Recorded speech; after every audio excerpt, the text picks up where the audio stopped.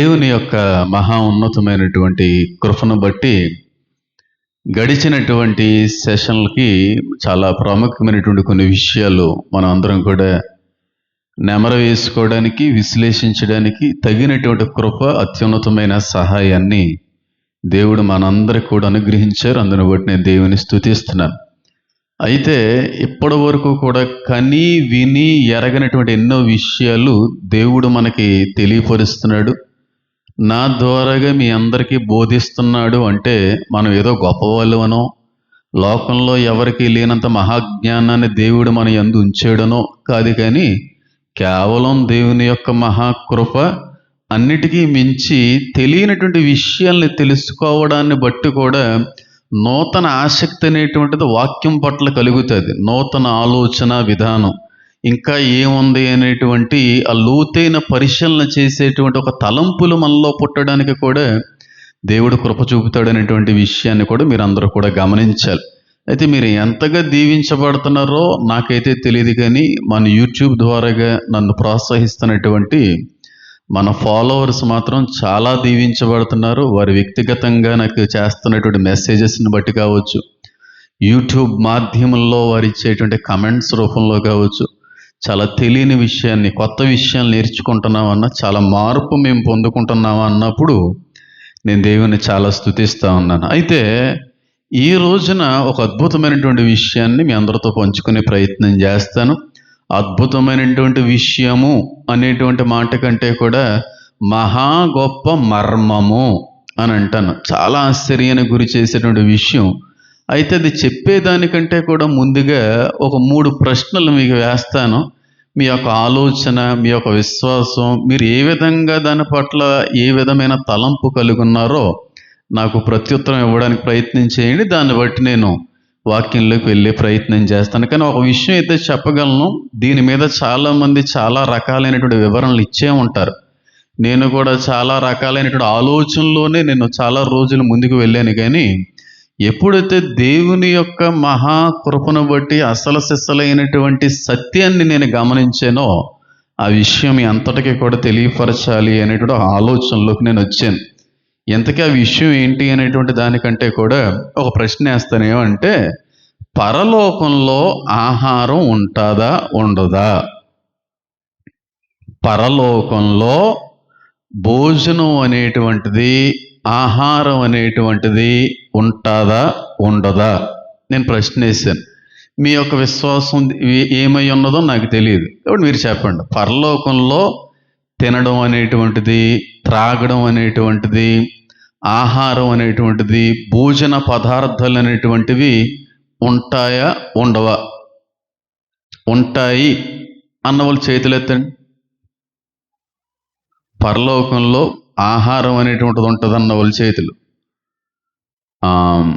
పరలోకంలో అసలు ఆహారం ఉండదండి, తినే అవకాశం ఉండదండి అన్న వాళ్ళ చేతులు ఎత్తండి. అసలు ఆహారం ఉండదు. మరి జీవ వృక్ష ఫలములను భుజింపనిత్తును అని ఎందుకన్నాడు? జీవవృక్ష ఫలమును భుజింపనిత్తును అని ఎందుకన్నాడు? పరలోకంలో ఆహారం లేకపోతే పెండ్లి కుమారుని యొక్క విందు అనేటువంటిది ఎందుకున్నది? లేదు. ఒకవేళ ఇదే నిజమైతే పరలోకంలో ఆహారం లేకపోతే దేవదూతలు తినేటువంటి ఆహారం ఏంటి మరి? మరి ఇశ్రాయేలీయులకి దేవుడు దేవదూతలు తినే ఆహారాన్ని కదా ఇచ్చాడన్నట్టుగా రాయబడింది. మరి దేవదూతలు అక్కడ ఆహారాన్ని భుజిస్తున్నారంటే మరి పరలోకంలో కూడా ఆహారం మనకి అనుగ్రహించబడిందనా కాదా? ఇంతకీ దేవదూతలు తినే ఆహారం ఏంటి? వాస్తవానికి పరలోకంలో తినేటువంటి ఆహారపు అవకాశాలు ఏమన్నా ఉన్నాయా లేదా? అన్నిటికీ మించి అసలు పరలోకంలో ఆకలేస్తుందా వెయ్యదా? చెప్పండి. పరలోకంలో ఆకలేస్తుందండి అన్న వాళ్ళు చేతులు ఎత్తండి. పరలోకంలో ఆకలి వేయదండి అన్న వాళ్ళు చేతులు ఎత్తండి. మరి ఇలాంటి ఎన్నో లేఖనాలను బట్టి సందిగ్ధంలో పడిపోయింది క్రైస్తవ్యం. కాంట్రడిక్షన్స్ ఉన్నాయి వాక్యంలో అని నేను అనట్లేదు, కానీ కన్ఫ్యూజ్ అయ్యేటువంటి అవకాశాలు మాత్రం కొన్నిటిని బట్టి కనబడతా ఉన్నాయి. కాంట్రడిక్షన్స్ ఏమీ లేవు, కరెక్ట్గానే రాశాడు దేవుడు అనేటువంటి వాడు. అయితే ఈ రోజున ఒక 3 ప్రశ్నలకు చాలా ఏళ్ల నుండి క్రైస్తవ సమూహం తర్జన పడుతున్నటువంటి సరైనటువంటి ఆలోచనలోకి వెళ్ళలేకపోతున్నటువంటి ఒక విషయం మీద నేను మాట్లాడబోతున్నాను. ఏంటి ఆ విషయం అంటే, పరలోకంలో ఆహారం ఉంటుందా ఉండదా? ఉండదు అంటే మరి దేవదూతలు తిన్న ఆహారం ఏంటి? రెండోది, పరలోకంలో ఆకలి అనేటువంటిది ఉంటుందా ఉండదా? ఒకవేళ ఉండకపోతే జీవవృక్ష ఫలాలను భుజిప్పనిస్తాను అని ఎందుకన్నాడైనా? భౌతిక సంబంధమైనటువంటి చెట్టు నూతన యెరూషలేములో కనబడుతుందని మాట్లాడుకున్నాం కదా. పైగా గడిచినటువంటి సెషన్లో కూడా నేను ఒక మాట ఏమన్నానంటే, మనం తినే అవకాశం ఉండొచ్చు, ఉండకపోవచ్చు. తిన్నదంతా ఏమైపోతుంది అనేటువంటిది దేవుడికి మాత్రమే తెలియాలి అనేటువంటి విషయాన్ని కూడా మీ అందరితో తెలియపరిచే ప్రయత్నం చేశాను.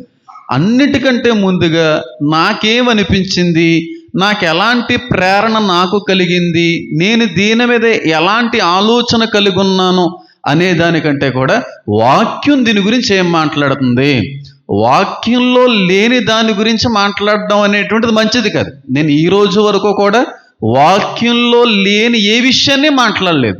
ప్రతి విషయం కూడా వాక్యపు అంచుల నుంచి, వాక్య లోతుల నుంచి, ఆధారాలతోనూ వచనాలతోనూ మాట్లాడే ప్రయత్నం చేశాను.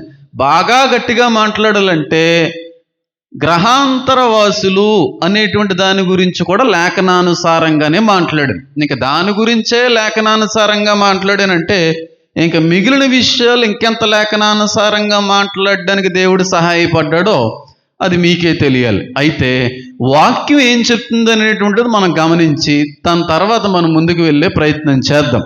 చూడండి, ప్రకటన గ్రంథము 7వ అధ్యాయము, ప్రకటన గ్రంథము 7వ అధ్యాయము 15వ వచనం నేను చదువుతున్న, జాగ్రత్తగా గమనించండి. అందువలన వారు దేవుని సింహాసనం ఎదుట ఉండి రాత్రింబగల్లో ఆయన ఆలయములో ఆయన సేవించుచున్నారు. సింహాసనాసీనుడైన వాడు తానే తన గుడారం వారి మీద కప్పును. వారికి ఇక మీదట ఆకలి అయినను దాహమైనను ఉండదో, సూర్యుని ఎండ అయినను ఏ వడగాలి అయినను వారికి తగలదో. ఏలయనగా సింహాసన మధ్యమందుండు గొర్రె పిల్ల వారికి కాపరి అయి జీవజలముల బొగ్గ యొద్దకు వారిని నడిపించును. దేవుడే వారి కనుల నుండి ప్రతి బాష్ప బిందువును తుడిచివేయును అనేటువంటి మాట కనబడతా. చిన్నప్పటి నుంచో కూడా నేను కూడా వాళ్ళు వీళ్ళు చెబుతున్నటువంటి మాటలను బట్టి, మా ఇంటి వారి యొక్క మాటలను బట్టి నాకు రకరకాలైన ఆలోచనలు నేను ముందుకు వెళ్ళాను. కానీ ఎప్పుడైతే సత్యాన్ని గమనించానో చాలా అద్భుతమైనటువంటి విషయంలో నేను కట్టబడ్డానికి దేవుడు కృప అందించాడు. లేఖనాలు సెలవిస్తూ ఉన్నాయి, వారికి ఆకలి అయినను దప్పికి అయినను ఉండదు. సింగిల్ లైన్లో ఆయన క్లియర్ చేసి పాడేశాడు. ఆయన ఆకలే ఉండదంట, దప్పిక ఉండదంట. అంటే హంగర్ ఉండదు, థర్స్ట్ అనేటువంటిది ఉండదు. అంటే తినాలి అనేటువంటి ఆకలి పుట్టదు, త్రాగాలి అనేటువంటి దాహం కూడా వారికి కలగదు. ఇది మీరు ఏ విధంగా అర్థం చేసుకుంటారో నాకైతే తెలియదు. కానీ ఇప్పుడు ఒక వ్యక్తి దేన్నైనా తినాలి అంటే ఆ వ్యక్తికి ఏం కలగాలి? ఇప్పుడు ఒక వ్యక్తి రీఫ్రిజరేటర్లో ఉన్నటువంటి వాటర్ బాటిల్ని తీసుకుని తాగాలి అంటే ఆ వ్యక్తికి ముందుగా ఏం కలగాలి? దాహం వేయాలి. దాహం వేస్తేనే ఎవరన్నా త్రాగుతారు, ఆకలి వేస్తేనే ఎవరన్నా తింటారు. ఈ రెండూ లేవనుకోండి, తినవలసిన తాగవలసిన అవసరం ఉంటుందా ఉండదా? ఆన్సర్ మీకు దొరికేసింది అనుకుంటున్నాను నేనైతే. ఇప్పుడు ఆకలి ఉండదంట, దప్పిక ఉండదంట. ఈ రెండూ లేనప్పుడు తినవలసిన అవసరం ఏముంటుంది, త్రాగవలసిన అవసరం ఏముంటుంది? ఇంకా బాగా అర్థం అవడానికి ప్రయత్నం చేస్తాను. చూడండి, మనం కొన్నిసార్లు, అంటే మీరు ఇప్పుడు ఉండట్లేదేమో, కొంచెం పెద్దవారు అయ్యారు కనుక ఒకనొక సమయంలో అందరూ కూడా చాలా గొప్ప గొప్ప ఉపవాసాలు చేసిన వాళ్ళే, అందులో ఏ సందేహం లేదు. ఒక 2-3 రోజులు ఉపవాసం చేసిన తర్వాత 4వ రోజుకి ఆకలి చచ్చిపోద్ది. అసలు ఆకలే అనిపించదు మనకి. ఎందుకంటే డైజెస్టివ్ సిస్టమ్ అంతా కూడా స్లీపింగ్ ఫేజ్లోకి వెళ్ళిపోద్ది, నిద్ర వ్యవస్థలోకి వెళ్ళిపోద్ది. ఆ జీర్ణ ప్రక్రియ అంతా కూడా నిద్రపోతుంది. ఎందుకంటే దానికి పని లేదు. ఏదన్నా లోపలికి పాడేస్తేనే అది మిషన్లాగా పనిచేస్తుంది. లోపలికి ఏమీ రాలేదనుకోండి, దానికి ఏం పని ఉంటుంది? ఇప్పుడు అర్థమైందో లేదు నేను చెప్పేది. ఇప్పుడు చెరుకు రసం తీసేటువంటి ఒక బయట మెషిన్ ఉంటుంది. ఆ మెషిన్ ఎప్పుడు ఆన్ అవుతుంది? చెరుకు లోపలికి వచ్చే అవకాశం ఉంటేనే మెషిన్ ఆన్ అవుతుంది, లేకపోతే మెషిన్ ఆన్ అవ్వాల్సిన పని ఏమి లేదు. ఇప్పుడు బ్రాయిలర్ ఫారమ్స్లో కానీ చికెన్ సెంటర్స్లో కానీ కోడిని క్లీన్ చేసేటువంటి ఒక డ్రమ్ ఉంటుంది. ఆ డ్రమ్ ఎప్పుడు ఆన్ అవుతుంది? ఎప్పుడు దానికి పని ఉంటుంది? ఆ కోడి లోపల పడితేనే దాని స్విచ్ ఆన్ అవుతుంది. అంతేనా కదా? ఇప్పుడు లోపలికి ఆహారం అనేటువంటిది పంపించడం మనం మానేసాం అనుకోండి, ఈ ఆహారాన్ని జీర్ణించేటువంటి ఆ లిక్విడ్స్ కావచ్చు, ఆ చిన్న ప్రేగు కావచ్చు, ఈ పేగులంతా కూడా పని చేయవలసిన అవసరం ఉండదు. ఎందుకనంటే లోపలికి ఏం పంపించట్లేదు కనుక. ఇప్పుడు మనిషికి ఆకలి అనేది 4వ రోజుకి నాకు తెలిసినంత వరకు చచ్చిపోదు, తర్వాత ఇంకా అలవాటు అయిపోదు. కాబట్టి పరలోకం గురించి దేవుడు ఏం మాట్లాడతాడు? పరలోకం గురించి కాదు, నూతన యెరూషలేము అనుభవం. అది 100% నూతన యెరూషలేము గురించి అని మాట్లాడతాను. దీని గురించి సుదీర్ఘ విశ్లేషణ ముందు రోజుల్లో చేస్తాను. అయితే మొన్న నేను తినొచ్చు తినకపోవచ్చు అనేటువంటి విషయాన్ని చెప్పి ఇంకా చాలా విషయాలు తర్వాత మాట్లాడుతాను వదిలేశాను. ఇప్పుడు కొన్ని విషయాలు మనం క్లియర్ చేయలేదనుకోండి, రేపు రోజున చాలా రకాలైన ప్రశ్నలు ఎదురవుతాయి. కాబట్టి కొన్నిటి మీద సంపూర్ణ విశ్లేషణ చేయడం అనేది మంచిదని నాకు అనిపించింది కనుక దీని మీద నేను వివరణ ఇచ్చి క్లోజ్ చేద్దాం అనుకుంటున్నాను అన్నమాట. కాబట్టి వాక్యాన్ని బట్టిగానే మనం ఆలోచన చేస్తే, సంఘస్థులై ఉన్నటువంటి మనము మహిమ శరీరాల్ని దాల్చుకున్నటువంటి మనకి మొట్టమొదటిగా ఉండనది కలగనది ఏంటంటే ఆకలి దాహం వేయదు. ఆకలి దాహం వేయనప్పుడు తినాల్సిన అవసరం కూడా చెప్పండి. ఇప్పుడు 4వ రోజు ఉపవాసంలో ఉన్నప్పుడు ఆకలి వేయట్లేదండి, తినాలనే ఆలోచన కూడా ఉండదు, తినాలి అనేటువంటి తలంపు కూడా పుట్టదు. ఎందుకంటే అసలు ఆకలే లేదు. నేను మీకు ఇచ్చేటువంటి ఒక గొప్ప సలహా చెప్తాను, జాగ్రత్తగా గమనించండి. మనం ఆరోగ్యం బాగుండాలి అంటే టైంకి తినడం అనేటువంటిది కరెక్ట్ కాదు. మన ఆరోగ్యం అనేటువంటిది మెరుగుపరచబడాలి అంటే టైం టు టైం తింటే ఆరోగ్యం బాగుంటుంది అనేటువంటిది నేను నమ్మను. మరి ఎలా తినాలి? ఆకలి వేసినప్పుడు మాత్రమే తినాలి. ఆకలి వెయ్యకుండా తింటున్నామంటే ఇంకా అరగనటువంటి ఆహారం ఇంకా మన జీర్ణకోశ ఆ సంస్థలో ఉండిపోయింది, ఇంకా అది అరగలేదు. అది అరగక ముందే మళ్ళొకటి తినేసి జీర్ణకోశ ప్రక్రియకి కొత్త లోడ్ వేస్తున్నాం. వాషింగ్ మిషన్లో కావలసినన్ని కేజీ బట్టలు వేయాలి, అంతకన్నా ఎక్కువ లోడ్ వేసామనుకో వాషింగ్ మిషన్ ఏమైపోద్ది? పేలిపోద్ది. ఇప్పుడు దాని పని ఇంకా పూర్తి చేయకుండానే కొత్త ఆహారాన్ని లోపల పంపిస్తున్నామంటే లోడ్ ఎక్కువ అవుతుంది. దాని పని పూర్తి అయిపోయిన తర్వాత తిన్నదంతా అరిగిపోతేనే ఆకలి పుడుతుంది. నేను చెప్పే సలహా ఏంటంటే ఆకలి వేస్తేనే తినండి. ఆకలి వేయకుండా ఈ టైంకి తినే అలవాటు ఉందని తిన్నాం అనుకోండి, ఖచ్చితంగా షుగర్లు వస్తాయండి, లేనిపోని రోగాలు వస్తాయండి. తెలియని బలహీనతలు రావడంలో ఉన్న కారణం ఏంటంటే అనవసరంగా తినడం, సమయానికి తినడం కదా. ఆకలేస్తే తినండి. దేవుడు కూడా ఏలియా దగ్గరికి ఆకలేసినప్పుడే పంపించాడు.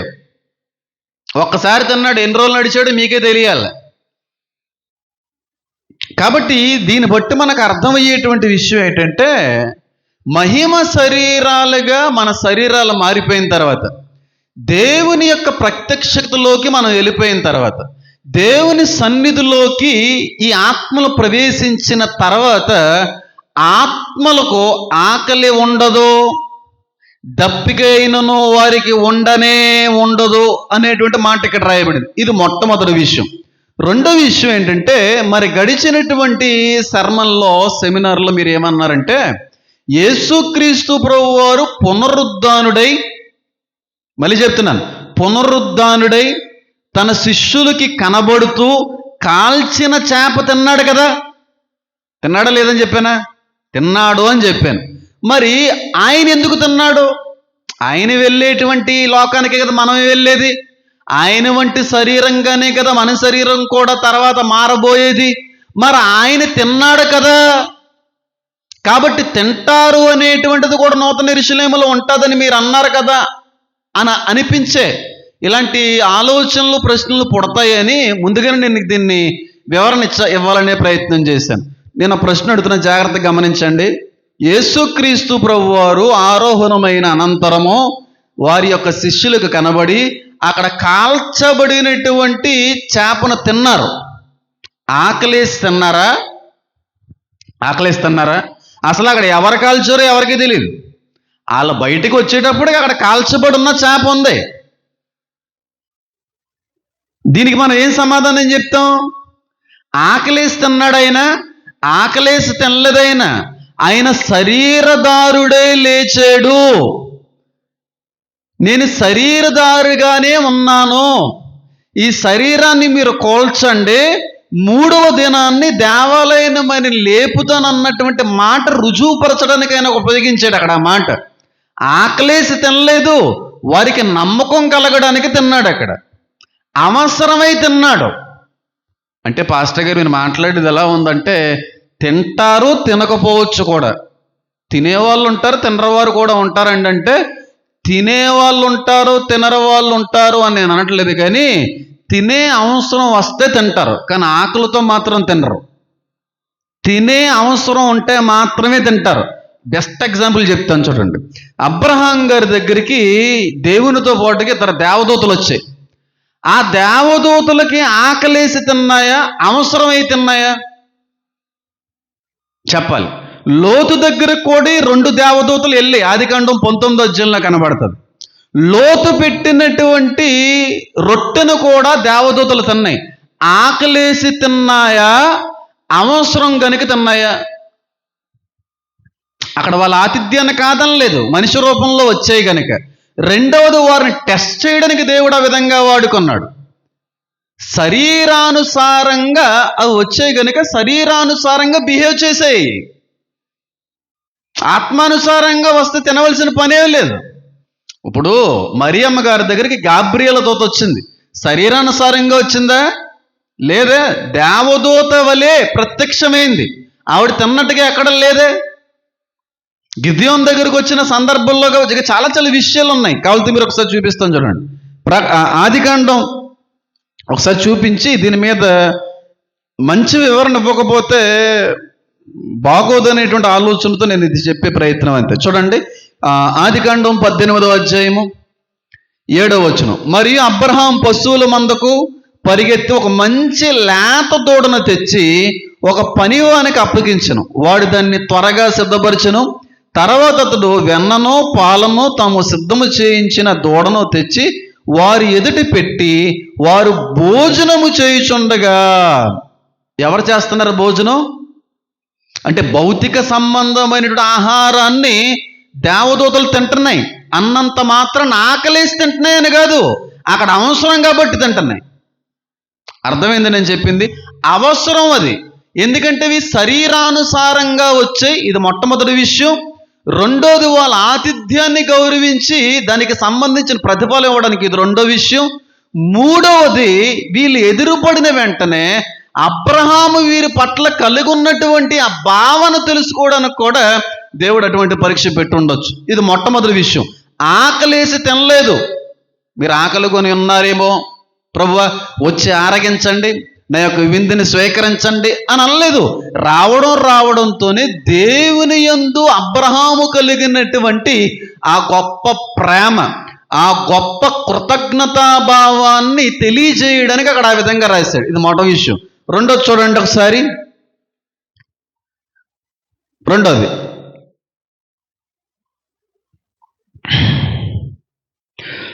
19వ అధ్యాయం 3వ వచనం. అయినను అతడు మిక్కిలి బలవంతం చేసినప్పుడు వారు అతను తట్టు తిరిగి అతని ఎంట ప్రవేశించిరి. అతడు వారికి విందు చేసి పొంగని రొట్టెలు కాల్చగా వారు ఏం చేశారు? మళ్ళీ ఇక్కడ కూడా ఆకలేసి తిన్నారా? లేదు, అవసరం అది. అక్కడ అవసరం గనుక వాళ్ళు తినవలసి వచ్చింది తప్ప ఆకలేసి తినలేదు. దేవదూతలకు ఆకలేయదు. దేవుని రాజ్యంలో ఆకలి దాహం అనేటువంటిది ఉండదు. ఇప్పుడు ఆకలి ఆహారం అనేటువంటిది ఉందంటే మనిషి దాని మీద డిపెండ్ అవుతున్నాడని అర్థం. అక్కడ కూడా ఆహారం మీద సర్వైవ్ అవుతున్నారని అర్థం. ఇప్పుడు మనిషి అనే కాదండి, ఏ జీవరాశి అయినా బ్రతకాలి అంటే, సర్వైవ్ అవ్వాలి అంటే దేని మీద ఆధారపడాలి? ఆహారం మీదే. ఆహారం మీద ఆధారపడకపోతే ఏ జీవి బ్రతకలేదు. అవునా కదా చెప్పండి? అది చేమైనా, దోమైనా, కొంగైనా, పక్షి అయినా, సింహం అయినా, మనిషి అయినా, ఎంత పెద్ద తిమింగలం అయినా సరే ఆహారం కానీ దానికి అందకపోతే అది సర్వైవ్ అవ్వలేదు, బ్రతకలేదు. ఇప్పుడు పరలోకంలో కూడా వెళ్ళినటువంటి వ్యక్తులు, దూతలు, వీళ్ళందరూ ఆహారం మీద డిపెండ్ అవుతున్నారు అంటే ఆహారం లేకపోతే వాళ్ళు బ్రతకలేరు అనేటువంటి ఒక అర్థం వచ్చేస్తుంది. జీవాహారము నేనే. ఆయనతో ఉన్నప్పుడు ఆకలి ఎందుకు వేస్తుంది? ఆయన సన్నిధిలో దాహం అనేటువంటిది ఎందుకు కలుగుతుంది? కలగదు. ఆకలితో తినో, ఆనందంతో తినే అవకాశం ఉంటే తినొచ్చు. సంతోషంతో, మిక్కిలి ఆనందంతో ఈ విధంగా తినేటువంటి పరిస్థితులు ఉంటాయి తప్ప ఆకలి అనేది ఉండనే ఉండదు. నూతన యెరూషలేములోకి వచ్చిన తర్వాత కూడా ఉండదండి. మరి జీవవృక్ష ఫలాల్ని నిన్ను భుజింపనిస్తాను అన్నాడు కదండి. ఎవరితో అన్నాడండి? అది సంఘం గురించి అన్నాడండి. అంటే అవి ఉన్న చోట నువ్వు ఉంటావు అని అన్నాడండి. దాని దగ్గరుండి అధికారం నీకుంది అని అన్నాడండి. దాని పరిసర ప్రాంతాల్లో నువ్వు నివసించే యోగ్యతను పొందుకున్నావు అని అన్నాడు తప్ప తింటావని కాదు. అలాగైతే పైనుండి మనకు ఆహారము దిగివచ్చును అని ఉంటుంది యోహాను సువార్తలో. అంటే యేసుక్రీస్తు ప్రభువు వారు మనం తినేస్తామని కాదు కదా దాని అర్థం. వాక్యానికి పోల్చబడింది ఆ మాట. ఇది మన అర్థం చేసుకోవడంలో ఉన్నటువంటి తప్పిదాన్ని బట్టి వాక్యం మనకి సరిగ్గా అర్థం కావట్లేదు. కాబట్టి మీరు అర్థం చేసుకోవలసిన విషయం ఏంటంటే, అసలు మహిమ శరీరాలుగా మారిపోయిన తర్వాత ఆ శరీరాలకు ఆకలి కానీ దాహం కానీ ఉండదు. ఒకవేళ తినాల్సిన అవసరం వస్తే తింటారు, కానీ అది కూడా ఆనందంతో, సంతోషంతో, దేవుని మహిమపరిచేటువంటి విషయంలో తినే అవకాశం ఉంటుంది తప్ప ఆకలితో తినరు. మీకు ఎంతమందికి అర్థమవుతుంది నేను చెప్పేది? ఇప్పుడు ఫాస్టింగ్ ఉన్నప్పుడు మనం ఏమి తినకుండా ఏది త్రాగకుండా ఉండిపోతాం. 1-2 ఫస్ట్ 2 days ఏదన్నా మలమూత్ర విసర్జన ఏదన్నా జరిగితే జరగవచ్చు. ఎందుకంటే ఆ పాస్ట్ తిన్న ఫుడ్ కావచ్చు, వాటర్ కావచ్చు. తర్వాత నుంచి ఇంకా వాటర్ కూడా తాగడం మానేసాం అనుకోండి, 4-5 రోజుల నుంచి అసలు మలమూత్ర విసర్జన యొక్క అవసరతే ఉండదు. ఒక మనిషి యొక్క జీర్ణ వ్యవస్థ ఆ విధంగా ఉంటే ఆ మనిషి మహిమ శరీరంగా మారిపోతే ఇంకా ఇన్పుట్ అవుట్పుట్ అనేది ఏముండదు, జస్ట్ అది అవసరం అంతే. ఇది రెండో విషయం. మూడో విషయం ఏంటంటే, మీకు ఒక డౌట్ ఖచ్చితంగా వచ్చి ఉండాలి. ఏంటి అంటే ఆ డౌటు, అయ్యగారు ఎక్కడి వరకు బాగానే ఉందండి, తినే అవసరం అనేది ఆనందంతోనే లేదంటే సంతోషంతోనే తింటాం అనేది బాగానే ఉంది. ఆహారం తినడం అనేది ఇదే పనిగా తింటారని కాదు. కొంతమంది ఏమంటారంటే అక్కడ విందు మామూలుగా ఉండదండి బాబు, ఇక్కడ ఆహారం కోసం మనం ఇబ్బంది పడిపోతున్నాం. బోల్డ్ అని మేకలు ఉంటాయి ఇక్కడ, mutton biryani, chicken biryani, prawn pakodi, పీతల ఫ్రై, రకరకాలైనటువంటి విందు, రకరకాలైనటువంటి డిషెస్ అన్నీ కూడా అక్కడ ఏర్పాటు చేయబడతాయండి. కాబట్టి అన్నీ తినడమేనండి బాబు మన పని అంతా కూడా అని అనుకుంటా ఉంటారు కొంత. అలాంటిది ఏమి ఉండదండి. అస్సలు సమస్య లేదు. అసలు ఆకలే ఉండదు, దాహమే ఉండదు. అయితే మీకు వచ్చే క్వశ్చన్ ఏంటంటే, ఒకవేళ ఇదే నిజమైతే మరి ఎందుకు దేవదూతల ఆహారము అనేటువంటిది కోట్ చేయబడింది? ఒకవేళ ఇదే నిజమైతే పరలోకము నుండి వచ్చినటువంటి ఆహారం అనేటువంటిది ఎందుకు మాట్లాడబడింది? మీకు అర్థం కావలసింది, మీకు వెళ్ళవలసిన ఆలోచనకి ఎక్కడికి వెళ్ళాలి? ఇప్పుడు దేవదూతల ఆహారం ఎవరు తిన్నారో చెప్పాలి. ఇజ్రాయేలీలు తిన్నారు కదా, దానికి మన్నా అని పిలిచారు, అవునా కదా. మన్నా అనేటువంటిది పరలోకంలో ఉంటది. ఈ మన్నానే దేవదూతలు తింటుంటారు. ఈ మన్నాని యేసుక్రీస్తు ప్రభు వారు, అక్కడ దేవుడు, లేదంటే అక్కడ ఉన్నటువంటి క్రైస్తవ సంఘం కూడా తింటది. ఆ దేవదూతలు తినే ఆహారమే ఒకానొక రోజున మనుషులకు కూడా దేవుడు అనుగ్రహించాడు అనేటువంటి తప్పుడు ఆలోచనలోకి వెళ్ళిపోయారండి. మన్నా దేవదూతల ఆహారం అని ఎక్కడ రాయబడింది? మన్నా పరలోకానికి సంబంధించిందని చెప్పి ఎక్కడ రాయబడింది? ఎక్కడ రాయబడలేదు. అసలు మన్నా అనేటువంటి పదానికి అర్థం కూడా తెలియకుండా మన్నా అనేది పరలోకంలో ఉండేటువంటి ఆహారం, అది దేవదూతలు తింటారు అది అనేటువంటి ఒక భ్రమలో బతికేసాం ఇప్పటి వరకు. నేను కూడా చిన్నప్పటి నుంచి ఏ విధమైన ఆలోచనలోనే వెళ్ళాను చాలా రోజుల వరకు. మీరు వెళ్ళలేదు అలాంటిది. ఇజ్రాయేలీలకి దేవుడు ఆహారాన్ని పెట్టాడు కదా. చూడండి ఒకసారి, నిర్గమాకాండం 16వ అధ్యాయం. దేవదూతలకు ఆహారం ఉండడం ఏంటండి జ్ఞానం లేకపోతే? చూడండి ఒకసారి, నిర్గమాకాండం 16వ అధ్యాయము 2వ వచనం. ఆ అరణ్యములో ఇజ్రాయేలీలు సమాజమంతయు మోషే అహరోనుల మీద సనిగెను. ఇజ్రాయేలీలు మేము మాంసము వండుకొని కుండల యొద్ద కూర్చుండి తృప్తిగా ఆహారం తిన్నప్పుడు యెహోవా చేతి వలన ఎలా చావకపోతుమి? ఈ సర్వ సమాజమును ఆకలి చేత చంపుటకి అరణ్యములోకి మమ్మల్ని అక్కడ నుండి తోడుకుని వచ్చిద్దరని వారితో అనగా, యెహోవా మోషేను చూచి, ఇదిగో నేను ఆకాశం నుండి మీ కొరకు ఆహారమును కురిపించదును, వారు నా ధర్మశాస్త్రాన్ని అనుసరించి నడుతురో లేదో అని నేను వారు పరీక్షించినట్లు ఈ ప్రజలు వెళ్ళి ఏనాటి బెత్తు ఆనాడే కూర్చుకొనవలెను. ఉందా అక్కడ? పరలోకం నుండి ఆకాశం నుండి ఏం కురిపిస్తారంటే ఆయన చెప్పాలి, ఆహారం. 15వ వచనం చూడండి. ఇజ్రాయేలీలు దాన్ని చూచినప్పుడు అది ఏమైనది తెలియక ఇదేమి అని ఒకరితో ఒకరు చెప్పుకున్నది. 15వ అది. అలాగే 31వ వచనం కూడా చూడండి. ఇజ్రాయేలు దానికి మన్నా అని పేరు పెట్టారు. ఎవరు పెట్టారంటే దానికి పేరు? ఎవరు పెట్టారంటే దానికి పేరు? ఇజ్రాయేల్ అంటే మనిషి చేత పెట్టబడిన పేరు అది. అంతేకాని పరలోకంలో ఉండేటువంటి ఆహారానికి ఉన్నటువంటి పేరు కాదు అది. మన్నా అనేటువంటి ఆ పేరు ఆహారానికి లేదు. దేవుడి దగ్గర ఉండే ఆహారాన్ని మన్నా అని పిలవడం కూడా తప్పే. ఆ పేరు పెట్టింది మనుషులు. అర్థమైంది నేను చెప్పింది? మన్నా అనేటువంటి పేరు పెట్టింది ఇజ్రాయేలీలు. ఆకాశము నుండి అనుగ్రహించబడినటువంటి ఆహారానికి మన్నా అనే పేరు లేదు, వీళ్ళు పెట్టుకున్నారు. అసలు మన్నా అనేటువంటి పదానికి అర్థం తెలుసా? అర్థం తెలియకే దేవుడు తినే ఆహారం అండి, దేవదూతలు తినే ఆహారం అండి అంటారు. చూడండి 16వ అధ్యాయము 15వ వచనం.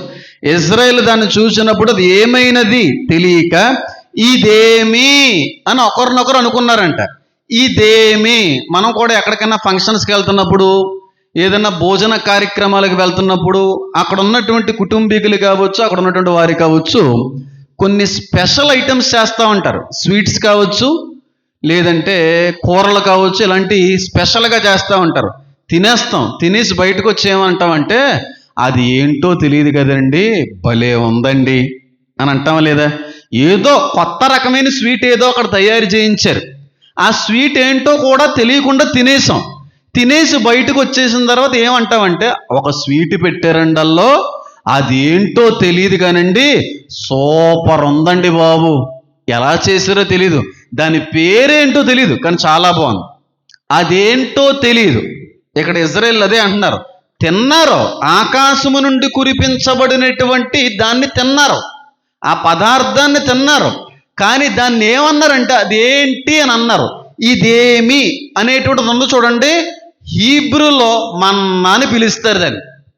వాట్ ఈస్ ఇట్ అనేటువంటి దానికి మన్నా అనే వర్డ్ ఉపయోగించబడుతుంది. ఇదేమిటి అని అర్థం. మన్నా అంటే ఆహారం అని కాదు. మనం ఏమనుకున్నాం? మన్నా అనేది ఆహారం అనుకున్నాం. మన్నా అనేటువంటిది పరలోక దేవదూతలు భుజించేటువంటి పదార్థం అనుకున్నాం. కానీ మన్నా అనేటువంటి ఆ మాటకు అర్థం ఏంటో తెలుసా? ఇదేమిటి, వాట్ ఈజ్ ఇట్ అని అర్థం. అరబిక్లో అయితే అల్మన్ అని పిలుస్తూ ఉంటారు. హీబ్రూలో అయితే ఇదేమిటి అనే దానికి మన్నా అని పిలుస్తూ ఉంటారు.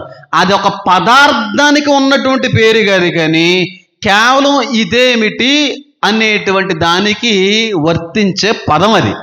కానీ అది మనకి తెలియక ఆ పదార్థానికి మన్నా అనేటువంటి పేరు ఉందండి అని అనుకునేవాళ్ళం. ఆ ఆహారం పేరే మన్నా అనుకునేవాళ్ళం. ఎంతమందికి అర్థమవుతుంది నేను చెప్పేది? కాదు. వాట్ ఈజ్ ఇట్, తెలుగులో ఇదేమి. కాబట్టి మీరు చూడండి, ఇదేమి అనే పదం దగ్గర ఫుట్ నోట్లో 2వ అక్షరం దగ్గర ఏమని రాయబడి ఉంది? హెబ్రీ భాషలో ఏమని పిలుస్తారంట? మన్నా అని పిలుస్తారు.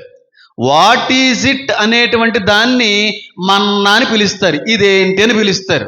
తెలియక అదేంటో, ఎందుకంటే ఇప్పుడు వాళ్ళు తినలేదు అది, కానీ రుచి బాగుంది, వాళ్ళ ఆకలి తీరింది. రుచి బాగుంది, ఆకలి తీరింది, కానీ దాని పేరేంటో తెలియదు. అప్పుడు ఇశ్రాయేలు అన్నారు, ఇంతకీ ఇది ఏంటి కానీ భలే ఉందే అని మనం ఎలాగంటాం? అలాగన్నారు. దాని అర్థం మన్నా. అంతేగాని పరలోకం నుంచి దిగి వచ్చే ఆహారానికి మన్నా అని పేరు ఉందని అనుకున్నారు కనుక దేవదూతలు తినేటువంటి ఆ భోజనపు ఆహారానికి ఉన్నటువంటి పేరే మన్నా అని అనుకున్నారు కనుక. అంటూ ఇప్పుడు పరలోకం నుంచి వచ్చింది కాదండి అది? పరలోకానికి సంబంధించినటువంటి ఆహారం కాదండి అది? కానే కాదండి, అసలా కాదు. చూడండి ఒకసారి 16వ అధ్యాయం, ఇదిగో 16వ అధ్యాయం 4వ వచనం. యెహోవా మోషేను చూచి, ఇదిగో నేను ఆకాశము నుండి మీ కొరకు చెప్పాలి ఆహారమును కురిపిస్తాను. ఆకాశము నుండి ఆహారమును కురిపిస్తాను అన్నాడు, కానీ మేము తినే ఆహారం మీకు పెట్టామని ఎక్కడ లేదు. అక్కడ అంటే కీర్తన గ్రంథంలో ఉన్నటువంటి కొన్ని మాటల్లో, కొత్త నిబంధనలో ఉన్న కొన్ని మాటలను పట్టుకుని ఆ దేవదూతలు తిన్నటువంటి ఆహారం కదా అనేటువంటిది కూడా మీకు డౌట్ రావచ్చు. దేవదూతలు తినేటువంటిదని రాయబడిందని చెప్పి దేవదూతలు తింటారని కాదు, అది దేవుని మూలంగా పోషించబడే దూతలు అని అర్థం. వాళ్ళకి ఆకలి ఉండదని చెప్పాను కదా, దేవుని కృపను బట్టి వాళ్ళు ఆ విధంగా ఉన్నారు అనేటువంటి అర్థంలోకి వస్తూ ఉంది. అది ఒకసారి చూడండి, యోహాను సువార్త 6వ అధ్యాయము. తింటారని కాదండి, అది దేవదూతల ఆహారం అని అసలే కాదు. ఒకసారి తీయండి, యోహాను సువార్త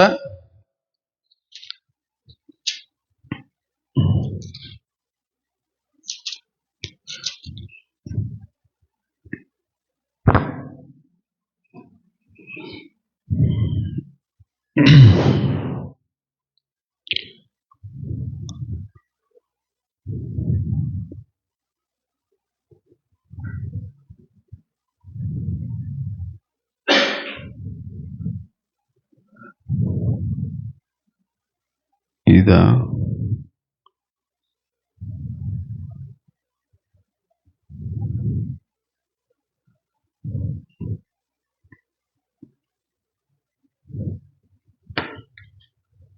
ఐదు 18.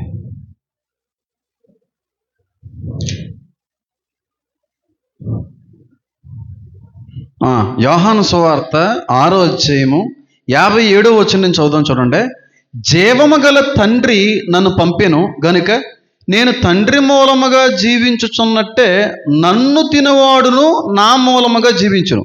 ఇదే పరలోకము నుండి దిగి వచ్చిన ఆహారం. పితరులు మన్నాను తినియు చనిపోయినట్టు కాదు, ఈ ఆహారము తినవాడు ఎల్లప్పుడూ జీవించిన నిశ్చయముగా మీతో చెప్పుచున్నాను. ఏమని రాయబడింది అక్కడ? పైనుండి వచ్చు ఆహారమును నేనే అన్నాడు. ఎవరు అక్కడ? యేసుక్రీస్తు ప్రభువారు. అన్నంత మాత్రాన్న ఇప్పుడు యేసుక్రీస్తు ప్రభువారిని తింటామని దాని అర్థం. మన పితరులు కూడా మన్నాన్ని తిని చచ్చిపోయారు, కానీ జీవాహారాన్ని తిన్నవాడికి మరణం లేదంటున్నాడు అక్కడ. పైనుండి వచ్చాడు అంటే తండ్రి మూలంగా అనుమతించబడిన కుమారుడు, తండ్రి మూలంగా ప్రపంచానికి అనుగ్రహించబడినటువంటి జీవాహారము.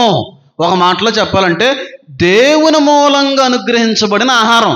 మన్నా కూడా దేవుని మూలంగా అనుగ్రహించబడిన ఆహారం, కానీ దేవుడి దగ్గర నుంచి వచ్చిన ఆహారం కాదు. దేవుడు అనుమతిస్తే ఆ ఆహారం వాళ్ళ ఆకలిని తీర్చింది. దేవుడు అనుమతిస్తే క్రీస్తు అనేటువంటి జీవాహారం తినేటువంటి అవకాశం మనకు లభించింది. అంతేకాని దేవదూతలు తినేస్తారని కాదు దాని అర్థం. మన్నా అనగా వాట్ ఈజ్ ఇట్ అని చెప్పి. మరి పాస్టర్ గారండి ఇక్కడి వరకు బాగానే ఉందండి, మరి వాళ్ళు తినడం అయితే నిజం కదండి, కొత్తిమీర గింజల్లాగా ఉన్నది, తీయగా ఉన్నది అనే మాట కరెక్టే కదండి. మరి ఇప్పుడు ఆ తిన్నటువంటిది ఎక్కడి నుంచి వచ్చిందండి? ఆ తిన్నటువంటిది పరలోకానికి సంబంధించిన ఆహారం కాదు, దేవుని అనుమతి మేరకు అక్కడ ఉన్నటువంటి వారికి అనుగ్రహించబడినటువంటి పోషణ అంటున్నారు. ఏలియను పోషించాడా? ఎవరి ద్వారాగా? కాకిని పంపించి మాంసపు ముక్కలను తీసుకుని వచ్చే ప్రయత్నం చేశాడు అక్కడ, మాంసపు ముక్కల్ని. అలాగే దేవదూత ఆహారం తెచ్చిపెట్టినట్టుగా వేరే చోట్ల కూడా రాయబడి ఉంది. అదంతా మాట్లాడితే బోల్డని టైం పడుతుంది. ఇప్పుడు అన్నంత మాత్రం ఇప్పుడు దేవుడు అనుగ్రహిస్తే ఆయన ఆకలి తీరింది. అంతేకాని పరలోకం నుంచి వచ్చిందా మాంసం ముక్క? ఏమన్నానే పరలోక మాంసపు ముక్క అది కాదు కదా. దేవుడు అనుమతిస్తే కాకే వ్యక్తికి ఆహారాన్ని ఏర్పరిచింది. దేవుడు అనుమతిస్తే ఇజ్రాయేలీలకి ఆ తినేటువంటి పదార్థం లభ్యమైంది. పూరేడు పక్షులు దేనికి సంబంధించినవి? పూరేడు పక్షులు పరలోకానికి సంబంధించినయా, ఎల్లోకానికి సంబంధించినయా? పక్షి అనేటువంటి పరలోకానికి సంబంధించిందా, ఇక్కడ సంబంధించిందా? వాళ్ళు తిన్నారా? కడుపు నిండా తిన్నారా? మాంసాన్ని తిన్నారా? ఏం చేసుకోవాలో కూడా వాళ్ళకి అర్థం కాలేదా? పూరేడు పక్షి ఎలాగైతే భౌతిక సంబంధమైనటువంటి మాంసపు ఆహారమో, ఈ మన్నా అనేటువంటి పేరు వచ్చిందో చూడండి, కొత్తిమీర గింజల తీగా ఉంది అనేటువంటి మాట, అది కూడా భౌతిక సంబంధమైన ఆహారమే, పరలోకం నుంచి వచ్చింది ఎంత మాత్రమో కూడా కాదు. అదేంటి అంత మాట్లాడేశారంటే, మీరు చిన్నప్పుడు ఈ విధమైన ఆలోచనలో ఉండేవారేమో నాకైతే తెలియదు, కానీ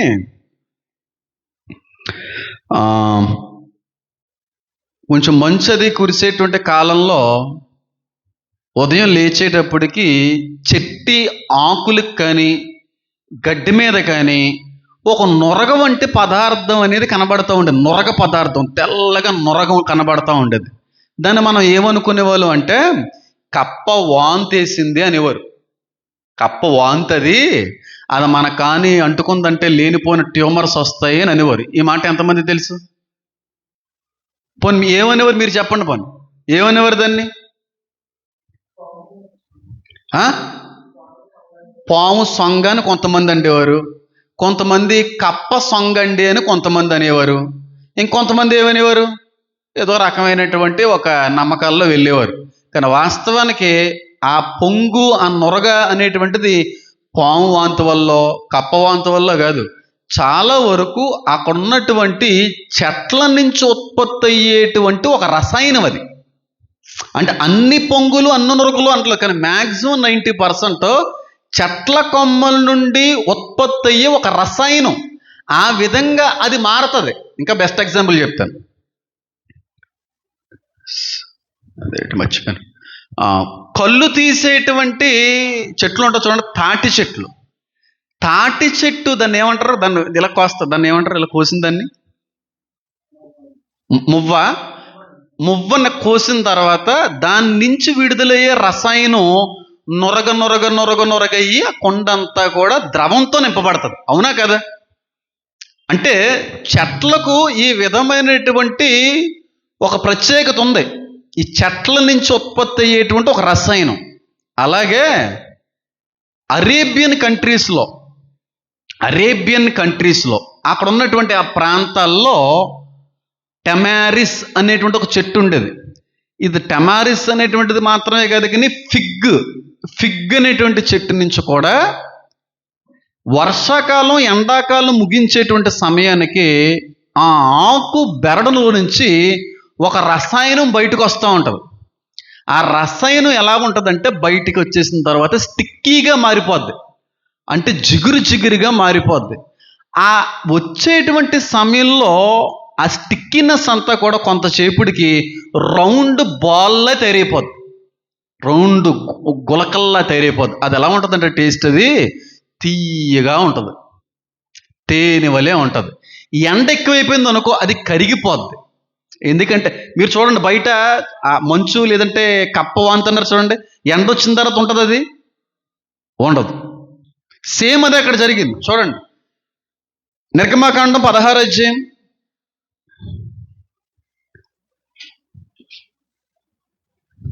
31వ వచనం.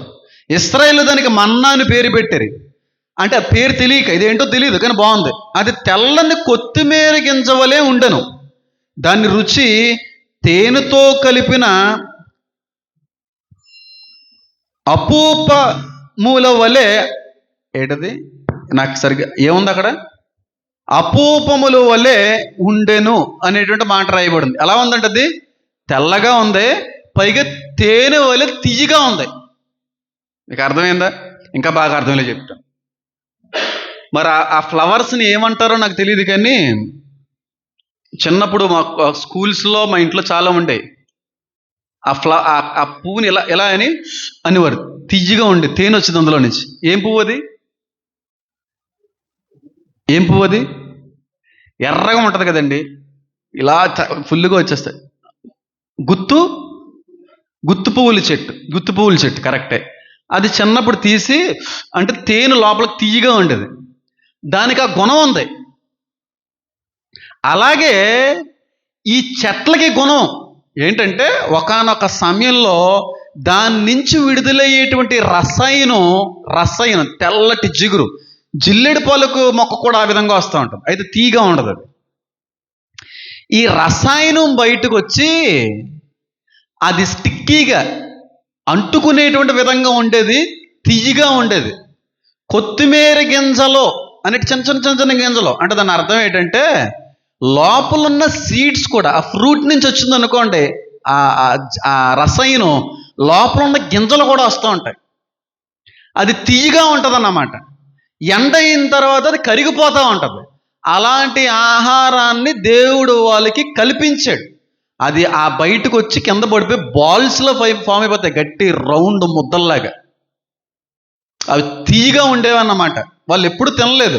బహుశా నేను అనుకుంటాను, వాళ్ళు ఏ అరణ్యములో అయితే వాళ్ళు కొనసాగుతున్నారో ఆ అరణ్యం అలాంటి చెట్లు ఉన్నాయేమో. ఆ చెట్ల నుండి ఉత్పత్తి అయినటువంటి ఆ పదార్థం ఉదయానికి ఏమేది కింద పడేది, వాళ్ళు తినేవారు. అందుకే దేవుడు ఏమన్నాడు, ఎండ రాక మునిపే దాన్ని ఏం చేయండి, దాచిపెట్టుకోండి. ఏ ఎండ వచ్చిన తర్వాత ఉండదు, అది పాడైపోద్ది. అలాగే ఈ రసాయనం కొన్ని రోజులకి పురుగు పడుతుంది, ఆ గుణం ఉంది. మీరు తేనెనా బయటెట్టారనుకో, పురుగులు దాని మీద వాలవా, ఫ్లైస్ వాలవా దాని మీద, అది దాని అర్థం.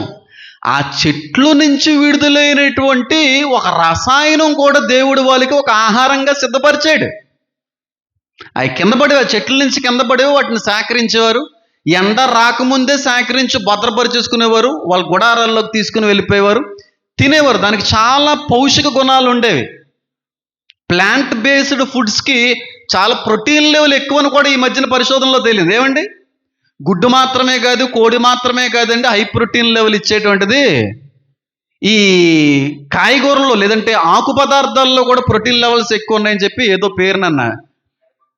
ఇంకొకటి కూడా ఉంది, హై ప్రోటీన్ అంటే 140 అంత వచ్చేస్తుందండి ప్రోటీన్, ఎస్తో స్టార్ట్ అవుతుంటుంది.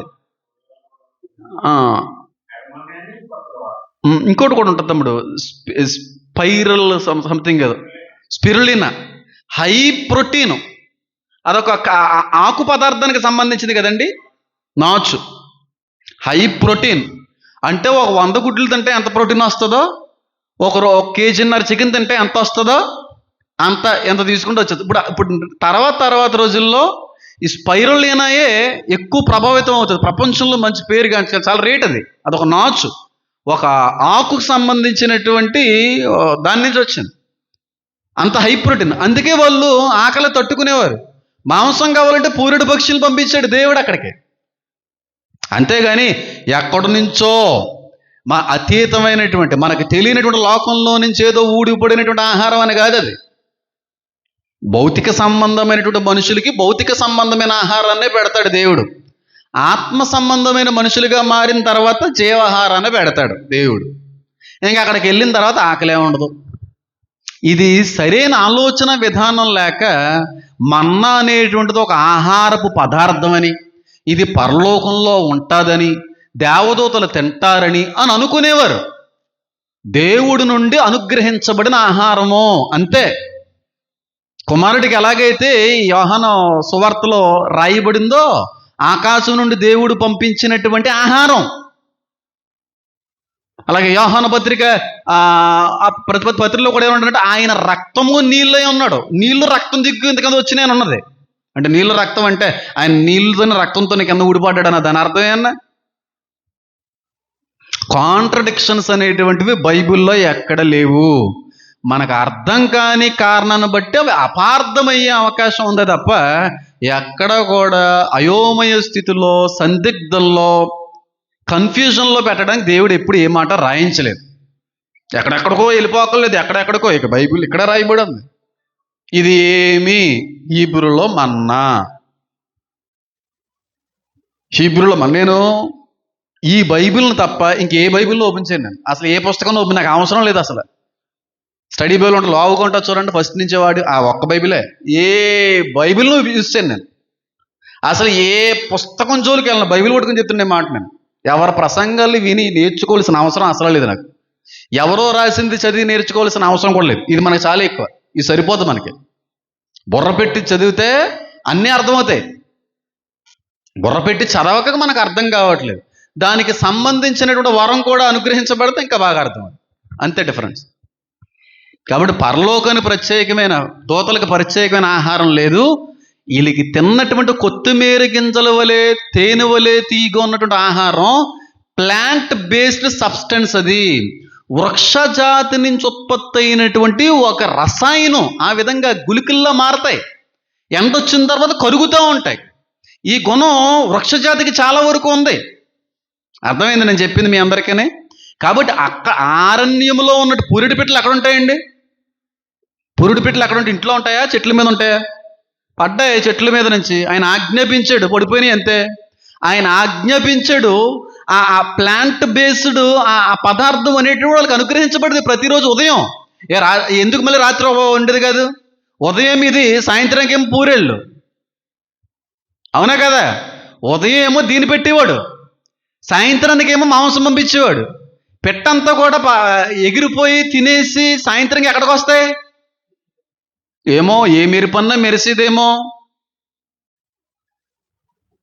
మనకు తెలియదు కదా. అక్కడ ఏం జరిగిందన్నది మనకు తెలియదు. అక్కడ రాయించలేదు దేవుడు. ఏదో జరిగింది.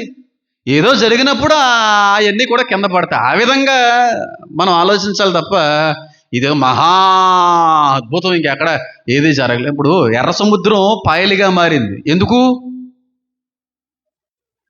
మారిపోయింది? గాలి పంపించాడు. ప్రకృతిని వాడుకుంటాడు దేవుడు. గుర్తుపెట్టుకోండి, దేవుడు పనుల కోసము, దేవుని ప్రజల కోసం ప్రకృతిని కూడా ఆయన వాడుకోగలడు. ఎందుకంటే ప్రకృతి అంతా ఆయన ఆధీనం, స్వాధీనంలో ఉంది. ఎర్ర సముద్రం మీదకి గాలి పంపించాడు గనుక ఆ నీళ్ళు ఆ విధంగా చెరిగిపోయినాయి, ఆ విధంగా పాయలేని. ప్రకృతి అక్కడ పనిచేసింది. అంటే దేవుడు దాన్ని ఆజ్ఞాపించాడు గనుక అంత శక్తిమంతుడని దేవుడు. దాని అర్థం లేదా పరలోకం నుంచి దేవుడు వచ్చేసి ఏమన్నా కర్ర పెట్టి అక్కడ విశ్వాసంలో ఎదగడానికి మోషేకి అలాంటి అనుభవాల్లో పెంచాడు దేవుడు. గాలి వీసినప్పుడు అది ఆ విధంగా జరిగింది. దేవుడు అనుకుంటే ఈ 150 రోజుల నుంచి నిండిపోయినటువంటి జలప్రలయాన్ని రోజులో నీళ్ళు తగ్గించలేడా? గాలి వీచేట్టుగా చేసెను అని ఉంటుంది. నెమ్మదిగా నీళ్లు తగ్గుతూ వచ్చానని రాయబడి ఉంటుంది. ప్రకృతిని వాడుకున్నాడు దేవుడు. ఇక్కడ కూడా ఇజ్రాయేలీని పోషించడానికి ప్రకృతిని వాడుకున్నాడు. ఒక విధంగానేమో పక్షులను వాడుకున్నాడు, రెండో విధంగానేమో వృక్షజాతిని వాడుకున్నాడు. ఆ వృక్ష జాతి నుంచి కొన్ని రకాలైనటువంటి మొక్కల నుంచి, చెట్ల నుంచి ఉత్పత్తి అయ్యేటువంటి ఒక రసాయనం గుళికల వలె మారిపోద్ది, గెడ్డల వలె మారిపోద్ది. కింద పడి అలాగలా దొర్లుకుంటే కిందకు వచ్చి పడిన తర్వాత రౌండ్ బాల్స్లో ఉంటే తియ్యగా ఉంటాయి. ఎండ పడితే మళ్ళీ కరిగిపోతాయి. అంతే తప్ప పరలోకంలో దేవదూతలు తినేటువంటి ఆహారం అని కాదు. పరలోకంలో దేవదూతలు వీటిని బట్టి అయితే పోషించబడుతున్నాయో, వీటిని బట్టి అయితే ఆనందిస్తూ ఉన్నాయి, ఆ విధంగానే మనం ఉండబోతున్నాం. పైగా ప్రకటన 21:23లో ఏమని రాయబడి ఉంటుందంటే, వారికి ఎండ అయినను వేడిమైనను వాళ్ళకి తగలదని ఉంటుంది, అవసరం లేదని ఉంటుంది. 21:23 అనుకుంటాను, చూడండి ఒకసారి.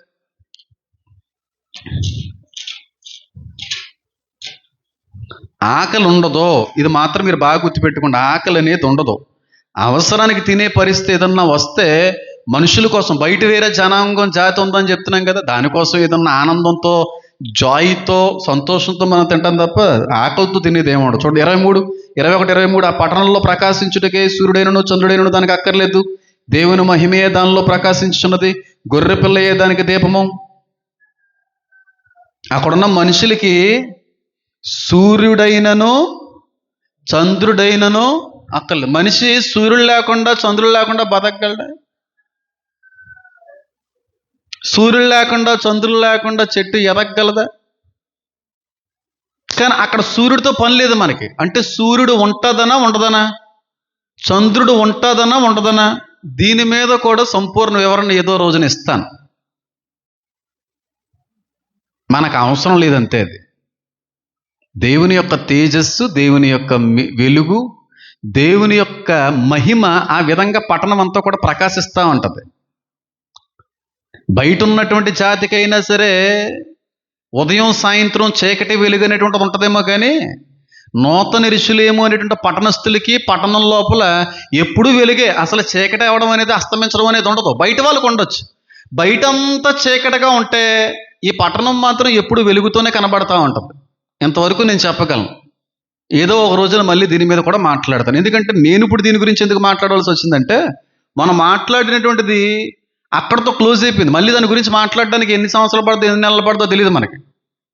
ఈ ఆహారం గురించి మాట్లాడుకుని వచ్చాం కాబట్టి మనసారి స్వస్థపరుచు ఆకులు అనేటువంటి విషయంలో మళ్ళీ ఎన్నో నెలలు పట్టచ్చు దాని గురించి మాట్లాడాలంటే. ఈ లోపల కొంతమంది ఉంటారు బలహీనులు, అర్థం కాని వాళ్ళు, లేనిపోయిన ప్రశ్నలు పుట్టిస్తారు. కనుక దీని మీద క్లియరెన్స్ మనం ఇచ్చాలి. క్లియర్గా మనం మాట్లాడేస్తాం అనుకోండి, తర్వాత ఎప్పుడన్నా వేరే విషయం. చంద్రుడి గురించి సూర్యుడి గురించి కూడా ముందు రోజుల్లో మాట్లాడతాను. అయితే మనం మాట్లాడాలి దలిచినది, మాట్లాడాలి అనుకున్నది 12 రాళ్ళ కోసం. రేపటి నుంచి 12 రాళ్ళు యొక్క ప్రస్తావన మొదలు పెడతాను. అద్భుతంగా ఉండబోతుంది అన్నమాట. అద్భుతంగా ఉండబోతుంది ఆ సెషన్. కాబట్టి మీరు గమనించవలసింది, పరలోకంలో దేవదూతలు తిన్న ఆహారము దేవుని మూలంగా వారు అట్టి రీతిలో ఉన్నారనే అర్థమే తప్ప దేవదూతలు తినరు కూడా. ఎందుకంటే పరలోకంలో కానీ ఎక్కడికైనా ఆకలి అనేది ఉండదు. ఆకలి ఉండదు, దాహం ఉండదు. ఆకలి ఉన్నప్పుడు, దాహం ఉన్నప్పుడే ఏదైనా తినాలనిపించే అవకాశం ఉంటుంది. ఈ రెండు లేనప్పుడు ఎందుకు ఉంటుంది మనకి? అసలు తినే అవకాశం లేదు. ఒకవేళ తినే పరిస్థితి ఉన్నా అది ఆనందంతో, సంతోషంతో తప్ప ఆకలితో తినడం కాదు. అది దేవదూతలు ఎలాగైతే అబ్రహాం గారి దగ్గర తిన్నారో, లోతు దగ్గర ఎలాగైతే దేవదూత తినవలసి వచ్చిందో, అలాంటి కారణంలో తినే అవకాశం ఉంటే ఉండొచ్చు తప్ప ఆకలితో ఒక మనిషి, ఒక క్రైస్తవ విశ్వాసి తినే పరిస్థితి ఉండదు. ఆకలి ఉండదు, దాహం ఉండదు, ఆహారం అవసరం లేదు. ఎందుకంటే ఆయన మీద డిపెండ్ అవుతున్నాం మనం. ఇప్పుడు తినే ఆహారం అక్కడ ఏర్పరచబడింది అనుకోండి, దేని మీద డిపెండ్ అవుతున్నట్టు? ఆహారం మీద డిపెండ్ అవుతున్నట్టు. ఆహారం ఉంది కాబట్టి బతుకుతున్నాం అనే పరిస్థితి వస్తుంది.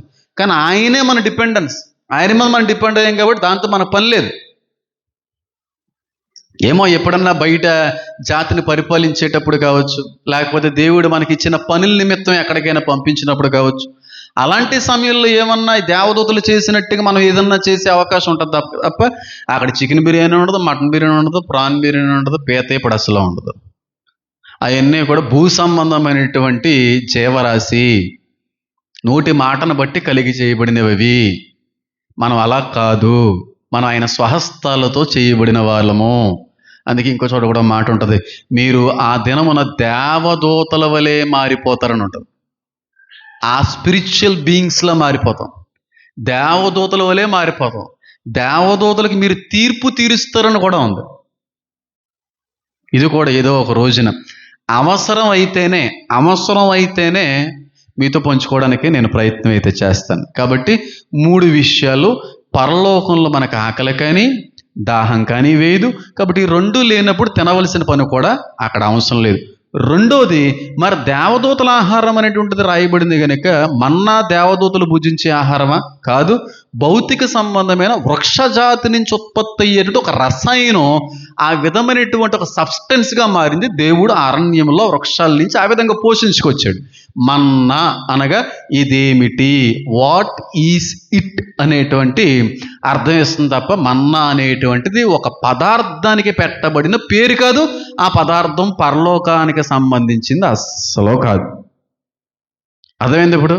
కానీ మన చిన్నప్పటి నుంచి రకరకాలైనటువంటి ఊహల్లో ఆలోచనలో మునిగి తేరిపోయాం. బంగారు వీధులు ఉంటాయండి, బంగారు ఇల్లు ఉంటాయండి. లేదు అటే ఇంకా బంగారం కంటే గొప్పోడైన దేవుడు ఉన్నప్పుడు వాటితో మన పని ఉంటుంది. అక్కడ అలంకార రూపకంగా పోలిక చొప్పున శ్రేష్టమైనటువంటివి అనేటువంటిది అర్థం అవ్వడానికి అక్కడ ఉపయోగించుకొచ్చాడు అంతే దేవుడు. అంతకుమించి వేరే ఉద్దేశం ఏమి లేదు. ఆ విధమైనటువంటి వెలుగుతో, ఆ విధమైన మహిమతో, ఆ విధమైన ప్రత్యేకమైన లక్షణాలతో మనల్ని పోల్చడానికి, సంఘాన్ని ఉద్దేశించి మాట్లాడడానికి దేవుడు ఉపయోగించుకున్నటువంటి విధానమే తప్ప వాస్తవానికి అక్కడ ఉంటాయని కాదు. నూతన యెరూషలేములోకి వచ్చిన తర్వాత నేను అదే చెప్తున్నాను, మన ఆలోచనలకు అసలు తట్టవండమ్మా. ఆ కొత్త సృష్టి, నూతన సృష్టి ఏ విధంగా ఉంటుందో అది ఆలోచన కూడా దొరకదు. కళలకి, దర్శనాలకి దొరకవే, ఏమిని దొరకవు. అది నిన్న ఒక దర్శనం వచ్చింది, అది బియాండ్ మై ఇమేజినేషన్. అది చెప్పిన ఎవరో నమ్మరు. అది అసలు చెప్పిన అలా కూడా ఉంటుంది అంటారు. ఎందుకది? నా వరకు ఉంది, అంత చాలు. అది చెప్పుకుంటే అర్థమయ్యే వాళ్ళు ఉండొచ్చు, అర్థం కాని వాళ్ళు ఉండొచ్చు. ఆ విధంగా ఉంది అక్కడ పరిస్థితి అంతా. అలా ఉంటే తప్ప ఇప్పుడు మనకది ఆలోచించిన, ఎంత తలచుకున్నా ఎప్పటికి కూడా దొరకని విషయం. అది చాలా బియాండ్ ఇమాజినేషన్. అది కొత్తగా ఉంటుంది ఆ సృష్టి. ఈ విధంగా ఇప్పుడు ఉన్నట్టుగా ఉంటుంది ఆ సృష్టి అంతా కూడా. డిఫరెంట్ ఉంటుంది, చాలా డిఫరెంట్గా ఉంటుంది. ఆ విధానం, ఆ ప్రకృతి, ఆ అట్మాస్ఫియర్, ఆ వాతావరణం అంతా కూడా వేరే లెవెల్లో ఉంటుంది. అది ఏంటన్నది బైబిల్లో రాయలేదు. దాని గురించి ఏమైనా ఎక్కడన్నా ఉందా అనే పరిశీలన చేసినా నాకు ఎక్కడో కూడా దాని గురించి ఏ విధమైన విషయాలు కూడా బయటపడలేదు. కాబట్టి ఇంకా చాలా విషయాలు ఉన్నాయి. ముందు రోజుల్లో ఖచ్చితంగా మనం అందరం కూడా మాట్లాడుకుందాం. కాబట్టి ఇప్పుడు ఏలియా కూడా దేవుడు మన్నాని పంపించాడు. దేవుడి నుంచి అనుగ్రహించబడినటువంటి ఆహారం అది. కాబట్టి ఈ విషయాన్ని అందరూ గమనించండి. నెక్స్ట్ సెషన్ నుండి 12 రత్నాల కోసం మనం మాట్లాడుకోవడానికి ప్రయత్నం చేద్దాం. కళ్ళు మూసుకోండి, ప్రార్థన చేసుకుందాం.